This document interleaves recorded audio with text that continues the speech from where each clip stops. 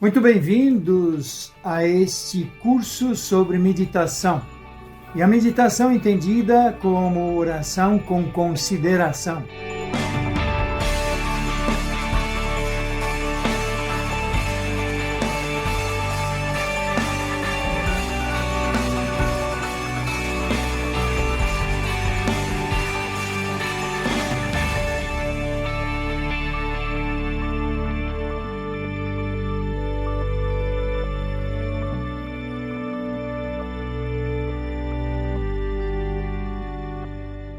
Nesse curso nós vamos tentar responder essa pergunta fundamental: o que é oração mental, mas desde a perspectiva da meditação, ou seja, refletindo sobre considerações específicas de nós compreendermos melhor nossa relação com Deus, nossa relação com a vida, com o mundo e as coisas que estão ao nosso redor. E por fim, como fazer a oração.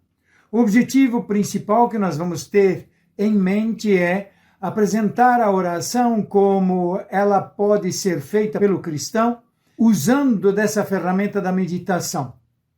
O presente estudo não pretende ser uma coisa exaustiva, ou seja, quem fez esse curso está especializado nisso. Meu Deus, impossível. A história da igreja é tão rica.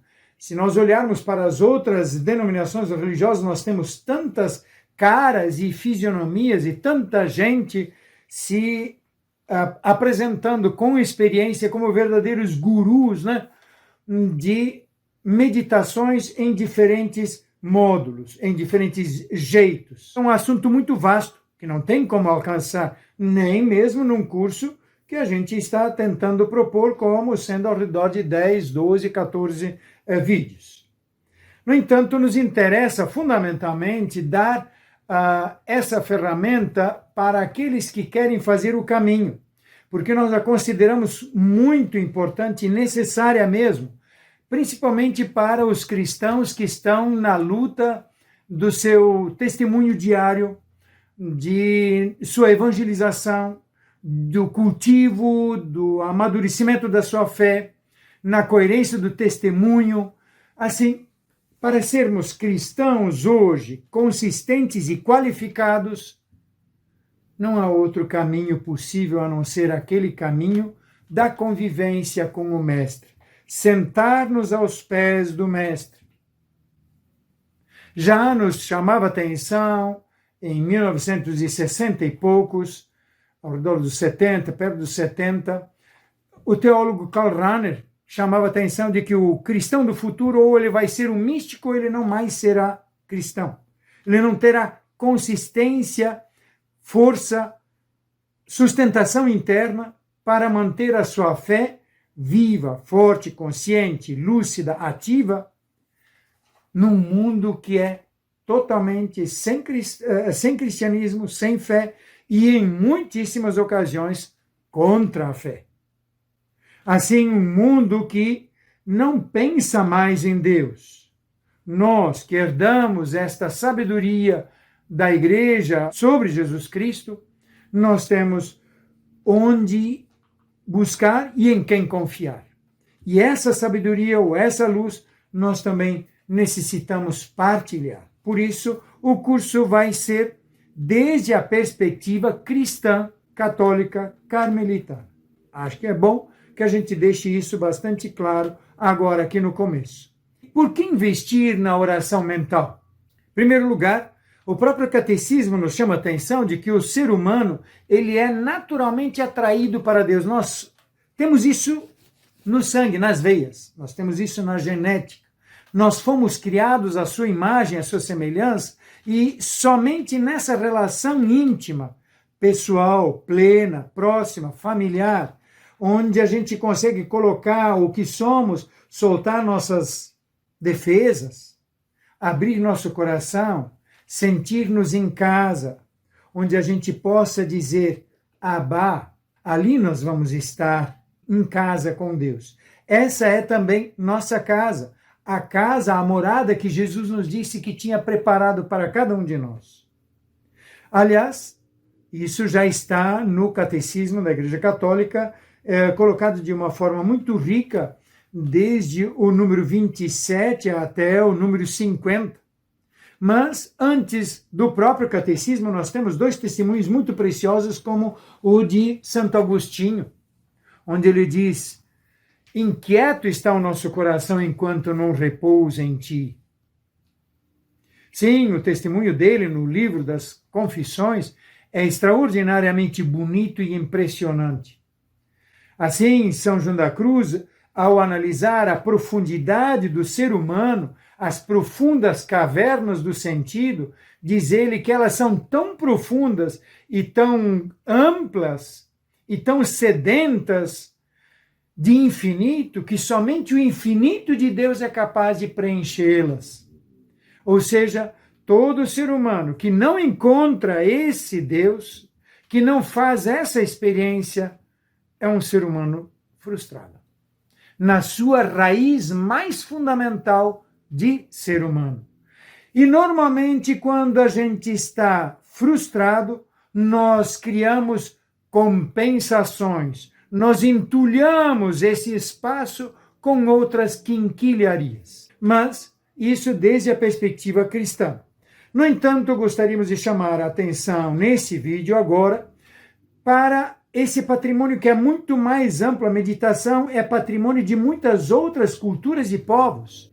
Ainda hoje existem muitas correntes diferentes que apresentam os tantos benefícios que a meditação traz. Cada corrente, como eu já fazia referência antes, tem um pouco como o seu próprio guru, o seu contexto, sua inspiração, seus pressupostos, seus interesses. E, nomeadamente, podemos destacar pelo menos umas 2 ou 3 ou coisa assim, para que a gente possa ter pelo menos alguma referência. Mais especificamente, vamos falar de 4. Inicialmente, olhando para os povos mais primitivos, nós temos até mesmo aqueles povos que não têm escrita ainda, no estágio de pré-escrita, culturas muito antigas, até eles têm esse senso da meditação ou de uma lucidez interior que se busca para estabelecer um contato com entidades superiores diante dos momentos mais críticos do seu grupo cultural, do seu povo, de sua família, porque as dificuldades estão aí e alguém precisa encontrar uma luz. Então, o xamã ou o pajé faz um caminho dessa busca.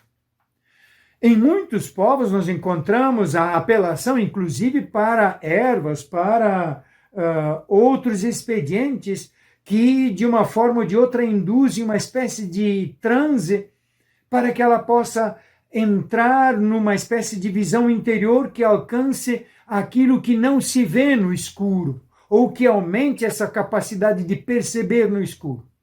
É importante que a gente tenha presente pessoas criadas por Deus, filhos do Criador, amados pelo Criador, como que as apalpadelas buscando luz e socorro.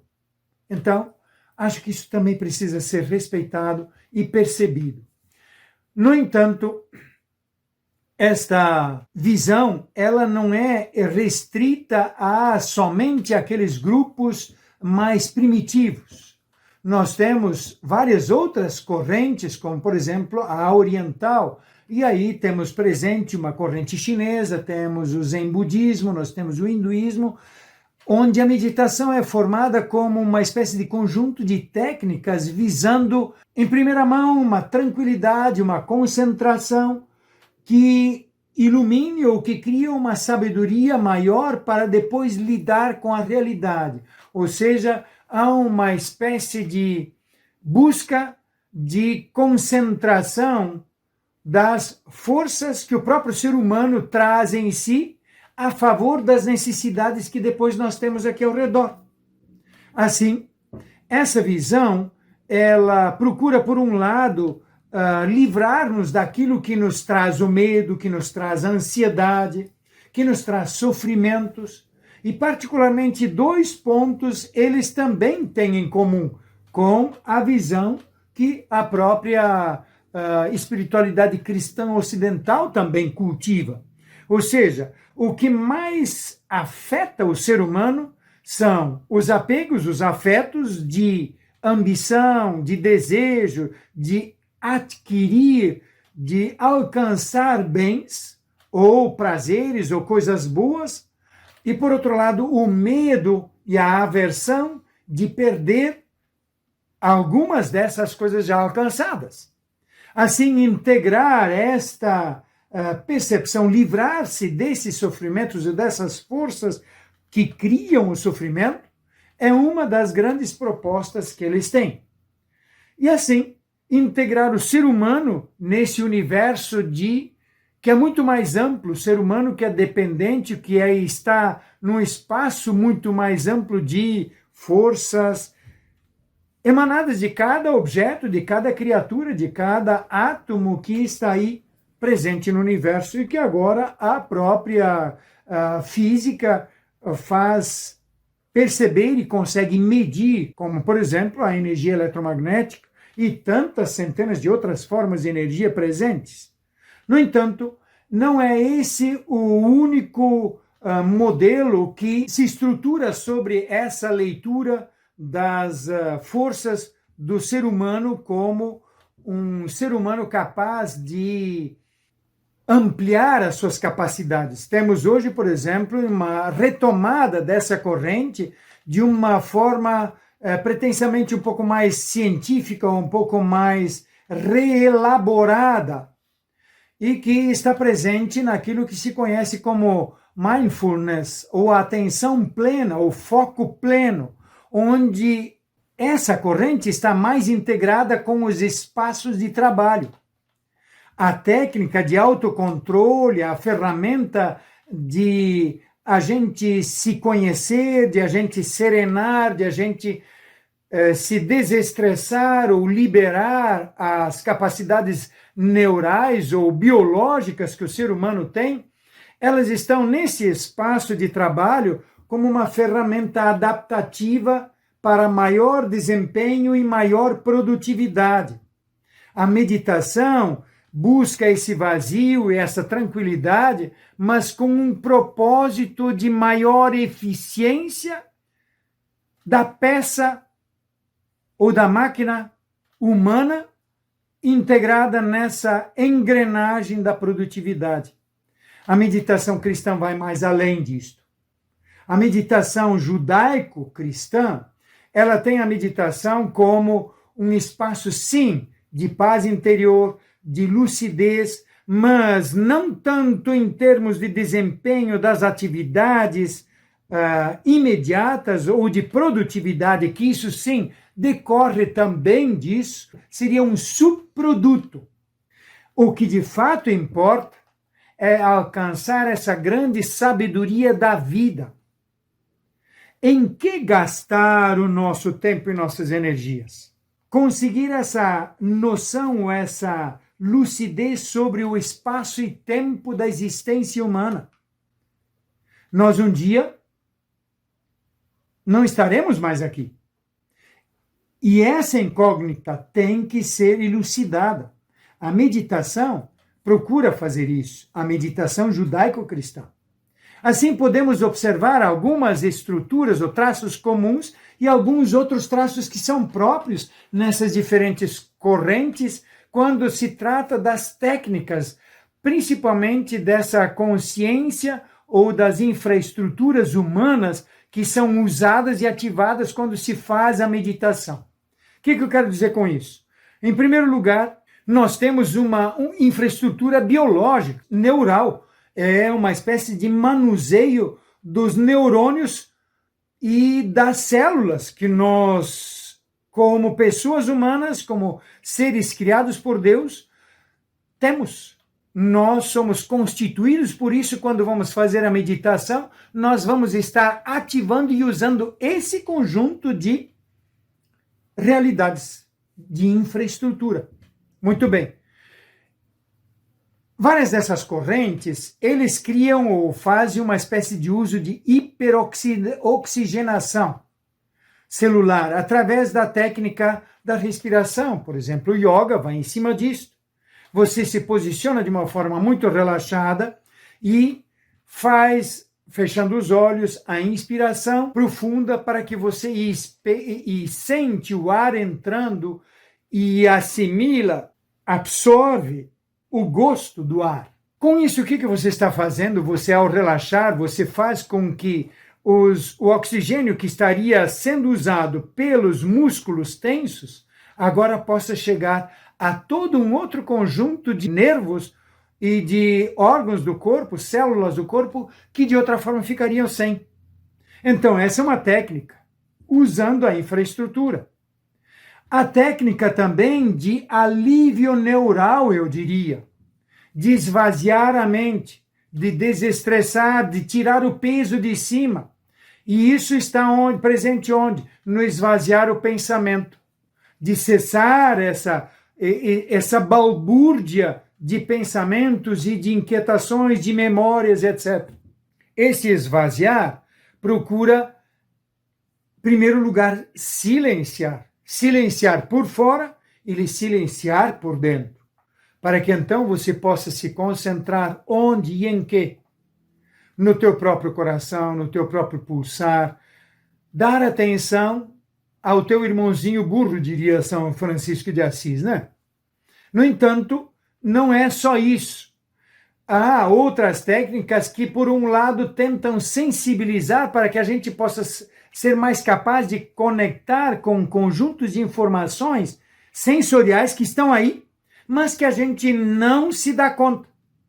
Ou seja, ele nos convida a que a gente se torne capaz de escutar, de sentir, de ver no escuro objetos e realidades que estão aí presentes, mas que não chegam no nosso foco sensorial, porque estamos tão abarrotados de estímulos que não sobra espaço onde tocar.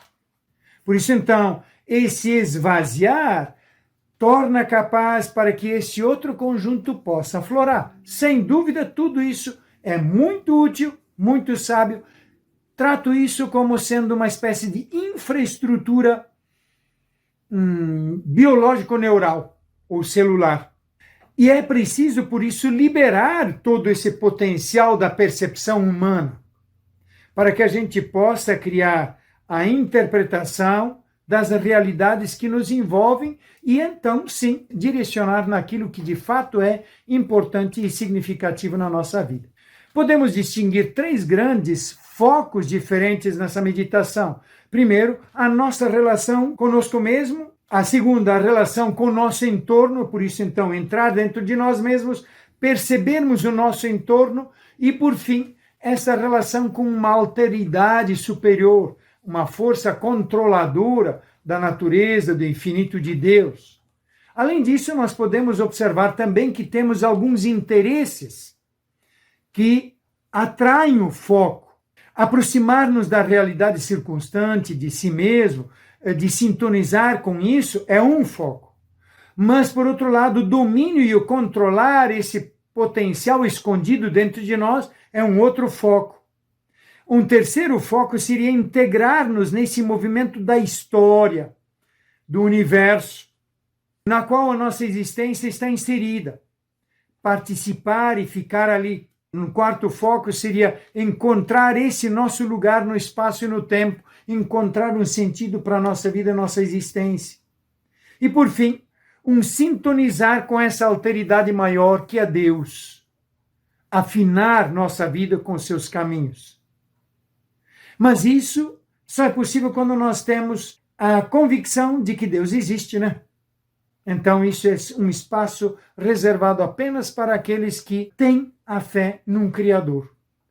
Onde pesquisar sobre esses temas, sobre a oração mental, na história da igreja, quem falou sobre isso, a quem ouvir nesse assunto, quais materiais existem, onde encontrá-los, são uma série de perguntas que estão aí. Nós gostaríamos de aludir pelo menos para algumas das correntes cristãs. Por exemplo, o esicasmo, que é criado, o que se constrói ao redor da escola ortodoxa dos padres do deserto.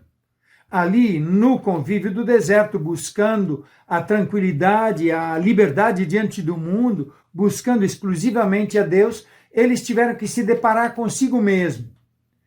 Os princípios que os animaram inicialmente foram de fugir, calar e repousar. Fugir do mundo, fugir de si mesmo, fugir do barulho para encontrar o silêncio. Encontrar, calar as vozes externas, calar os pensamentos e sentimentos, as mágoas e etc. Para então repousar junto com o Senhor e ficar com Ele, servindo a Ele. Os modos de oração que nós encontramos lá estão muito voltados sobre recitar mantras ou frases ou sentenças de sábios ou dos próprios formadores ou mestres deles, mas que cada um constrói a sua, inserida na sua própria experiência de vida, nas suas próprias lutas. Assim, estamos convidando a que cada um dos que nos acompanham participem dos próximos encontros, dos próximos vídeos sobre esse assunto, onde a gente vai explanar vários desses assuntos que estão ligados.